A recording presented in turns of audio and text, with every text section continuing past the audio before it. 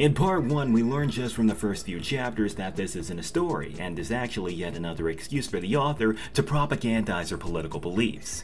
If you think about it, there's basically nothing else to talk about. I could have easily ended it all on that single video, now that I've displayed that this entire piece of work is a complete joke, right from reading the first 2 chapters. Like, what else is there to say when this comic is clearly a joke right from the get-go, you know? So for this last part, I'm just gonna spend some time detailing the rest of the colorful characters and plot points that are a result of an author's attempt at making a narrative interwoven with her own personal bias, and how, as a result of her interweaving her own bias into this, everything is boring, annoying, foundationally flawed, or all 3. This video is basically a laundry list of things that could have been decent, but are ultimately tarnished courtesy of an author's personal bias, tainting every aspect of the work. My point for this video is this: keep politics out of comics.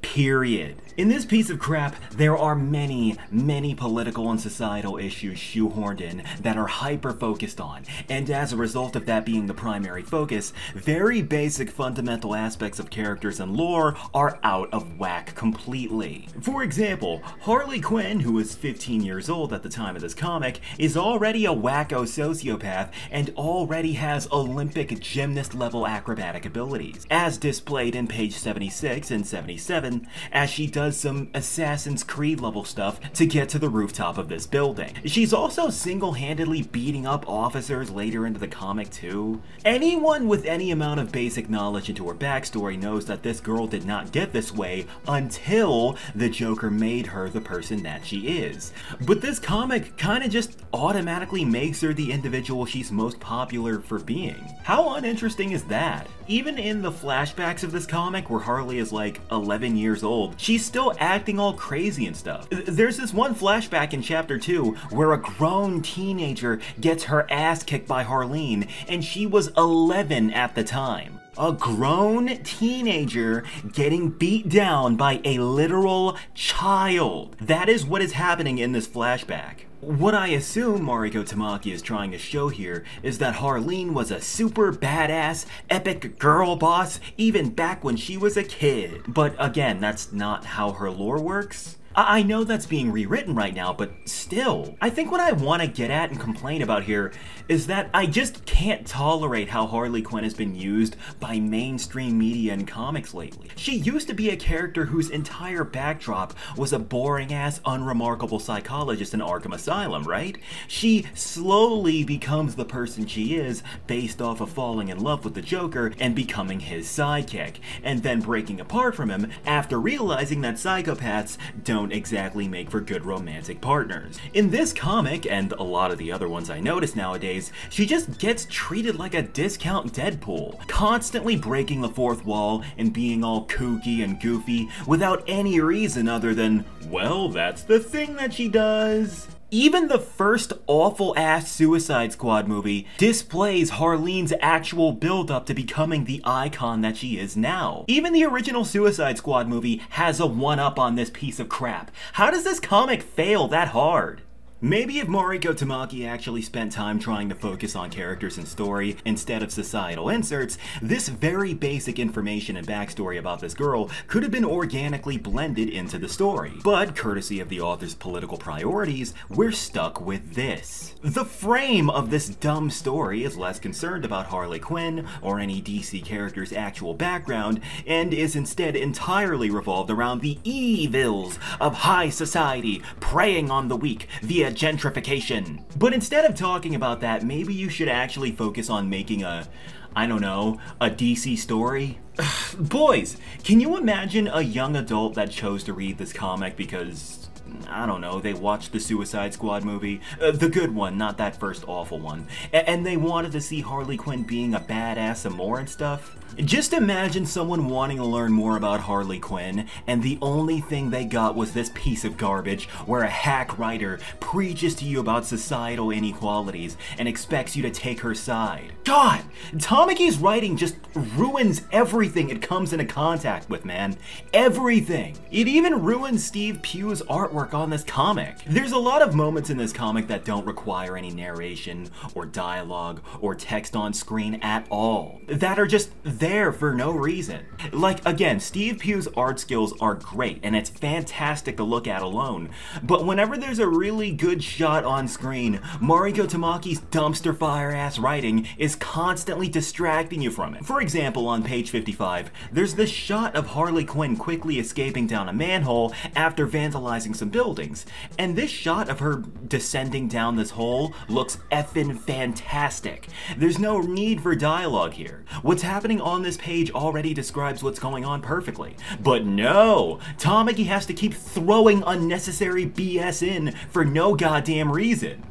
Look at this dialogue. Look at this dialogue here. When Harlene's mom was feeling lost, she'd say she was down the bunny hole. Which is only funny because Harlene's mom was also afraid of bunnies because of their big scary teeth. Lol, so funny. So quirky, bro. Look at me, guys. Look at me. She literally defaced this artwork with this stupid, distracting, obnoxious dialogue. It's amazing to me how anti-talented she is. Sorry, I went off track there. Other things that are ruined thanks to politics being shoved into this garbage are, well, a lot of things, but I'm not going to spend all day on this. I'm just going to point out two more things. One, the characters, and two, the main conflict. I already showed off how pathetically desperate the characters are in their desires to look super woke and open-minded, but I never got around to this,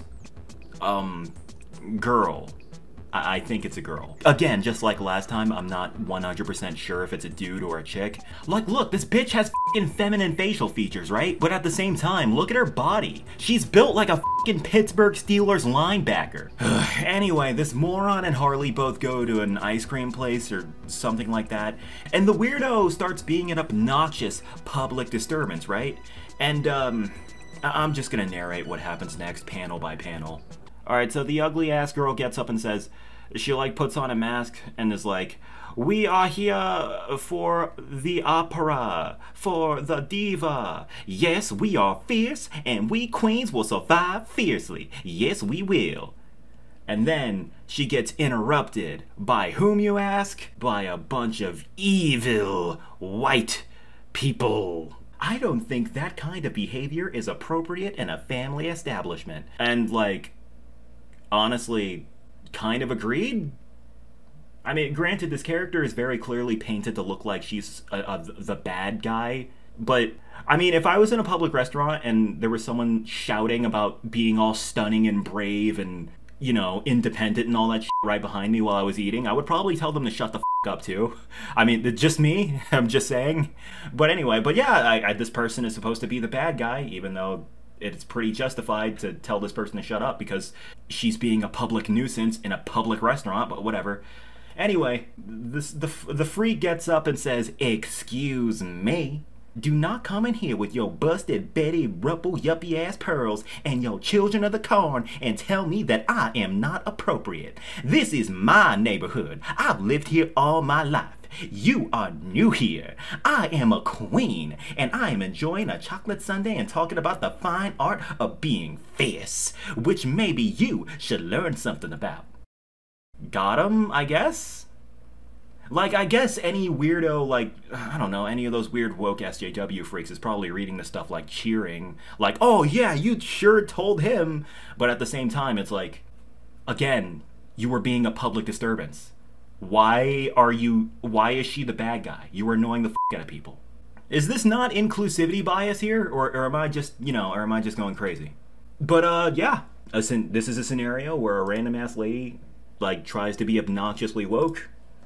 Someone politely asked her to be quiet, and as a result of politely asking the person to shut the hell up, that person is the bad guy. I reread this entire scene a handful of times because it just amazed me, you know? It amazed me how this person very clearly is in the wrong, but at the same time, due to the fact that Mariko Tamaki is doing this with a political priority in mind, a societal priority in mind, which is that, oh, you gotta be fierce and stunning and brave, somehow this person is the bad guy. this lady is the bad guy. But yeah, aside from that, why is this character so goddamn obnoxious? Well, aside from the already established fact that Tamaki cannot write, the reason why is because she was more concerned over BS politics and trying desperately hard to make her characters woke, as opposed to making them three-dimensional. Thanks to the fact that politics are the primary focus, everything is predictable, everything is uninspired, everything is uninteresting. One more thing, let's talk about the finale. Let's look at the synopsis for this comic on the official website. I'm skipping through a lot of this, I just want to talk about the relevant stuff. But when Mama's Drag Cabaret becomes the next victim in a wave of gentrification that's taking over the neighborhood, Harley's fortune takes another turn. Now Harleen is mad. In turning her anger into action, she's faced with two choices. Join Activist Ivy. Activist Ivy, who's campaigning to make the neighborhood a better place to live, or team up with her anarchist friend Joker, who plans to take down Gotham one corporation at a time. That's just the single part that I wanted to point out. Now, what do you think is interesting about that part? How about the fact that you already know which side she's going to take? The synopsis is talking about, oh, which side will Harley take? Ooh, I wonder who it could be. You know which side she's gonna fucking take. Like anybody was reading this garbage wondering otherwise. Oh man, gee, I wonder who she's going to take sides with. Could it be the Joker, or could it be the political activist, race-washed, woke, feminist, gender inequality ranting mouthpiece for Mariko Tamaki's bitterness towards society? Man, I do wonder what side she'll take. I can't imagine which one she would take. It's obvious because of the author's bias towards the narrative. You already know how this book is gonna play out without even reading the friggin' book. And the reason why it's obvious is because of the author's political bias towards the narrative. This is why you keep politics out of comics, because it makes your shit all the more obvious. I mean, okay, look, don't get me wrong. The scenario does play out a little bit differently from what I expected, but it's basically exactly what you think it would be. It turns out that the Joker all along was actually secretly a part of the head honcho of the evil white male gentrification system that was attacking Harley Quinn's new home. And he was destroying other places that were competition as well. And Poison Ivy's greenhouse, or something like that, was next. So what actually happens is that the Joker tricks Harley Quinn, and he's planning to bomb the small, poor communities that Harley was trying to stand up for, Poison Ivy's place being one of them. So after that, she quickly rescues Ivy and stops her greenhouse or whatever from getting bombed. But she still gets arrested and she's in jail now because they think that she was the one who put the bombs there. After that, she says her goodbyes to Ivy and breaks out of prison and then develops a hate boner for the Joker. That's what happens. Surprise! The Joker was actually a part of the patriarchal, white, male, dominant bad guys who were taking over the poor neighborhoods this whole time. Wow, what were the odds? So all along, this story actually had a pre-designated bad guy and a pre-designated good guy, both of which completely twisted around to fit into the author Mariko Tamaki's personal bias. The biggest reason on why this comic is automatically a joke right from the get-go, the ultimate reason why you should never put politics in your story, is simply because you can tell how the plot is going to play out simply because the author's bias is shoehorned in. It's going to play out in a way that praises whatever societal and political spectrum the author likes and demonizes whatever the author doesn't like. It is extremely, extremely rare to find a comic or any piece of media where politics are involved, but at the same time it actually complements and enhances the work. It's very rare. Mariko Tamaki likes feminism. She likes standing up for her own rights, she likes protesting, she likes petty victory, and way, way more. So regardless of how obnoxious and unlikable the characters who do these things are, they are highlighted as the good guys. You are supposed to see these people as the good guys.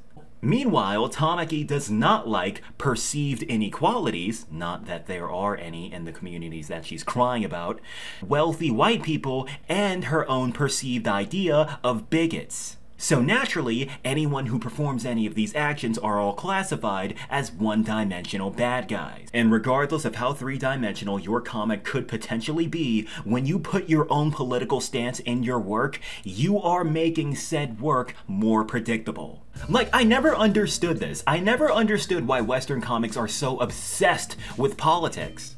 Don't comics and fictional stories like these usually serve as stories that help you take a break from your problems IRL to chill and indulge yourself in an entertaining fantasy? You know, to take a break from the stresses of reality. Like, I can't imagine looking for a piece of media to enjoy for the sake of stepping away from reality in, only to end up having some loser keyboard warrior spoon-feed me even more political nonsense. No wonder Western comics are dying miserably. Also, another thing that I'd like to add, by the end of this comic, it's trying to steer the plot back into the direction of this finally being DC Universe related.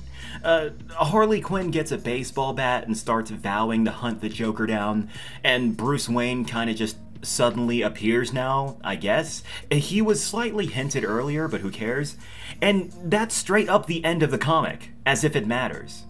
The author tries to make it seem like this was all one big origin story, that how the characters you know and love become the people they are now, and it's straight up insulting to the way these characters were originally written. All 200 pages of this comic is just a cheap excuse to propagandize the author's feelings, and as soon as the story is reaching the finish line, it tries to act like none of that never happened, and this was just a DC story all along. It's friggin' stupid. I Am Not Starfire did the exact same thing. It tries to look like a superhero story, but the actual meat of the comic was entirely focused on Tamaki just venting her personal high school trauma. Then, at the last second, out of nowhere, then it was suddenly a superhero comic. Like, boys, can we get a Mariko Tamaki drinking game? Or maybe a bingo card? Take a shot every time a good guy, quote unquote, conveniently happens to be a part of an SJW and or LGBT related group that Tamaki takes sides with.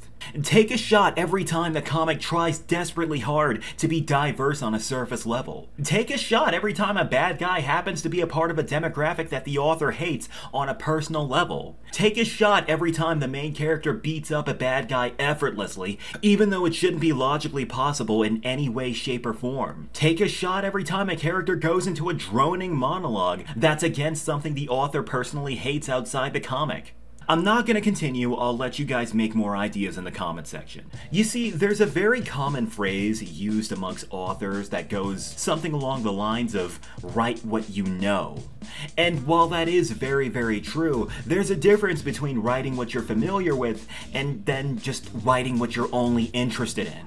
And I don't think I need to repeat what this author is only interested in. But that's the deal, that's how this writer is. She cannot help it. And due to the stupidity of Western readers that enable her abysmal literary skills, she can basically freely live in her own little bubble, where she can continue to produce these pieces of dog shit and have her fan base of sycophants worship her.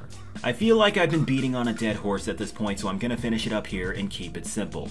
Long story short, keep politics out of comics. When you do shoehorn it in, you end up with pieces of garbage like this. And that is why Harley Quinn Breaking Glass sucks. And since we've reached the end of the video, it's time to give up the Patreon roll call. My $10 supporters are Stormy Knight, Duke Dragon Hearthfire the 10th, Ellamations, Joseph Vincent, Procrastinator Dave, Red Pixel Racer, and Syndrin7. And let's not forget our $5 supporters, Zephyr Zodiac, Ayan, Dark Damien, Dragonlight Z, Elijah Holland, Phaedra, Travis, Wolfman, and Yumi with a Gun. If you'd like to support me as well, catch me on patreon.com/blacklightjack. Thanks for watching everybody, we'll see you next time.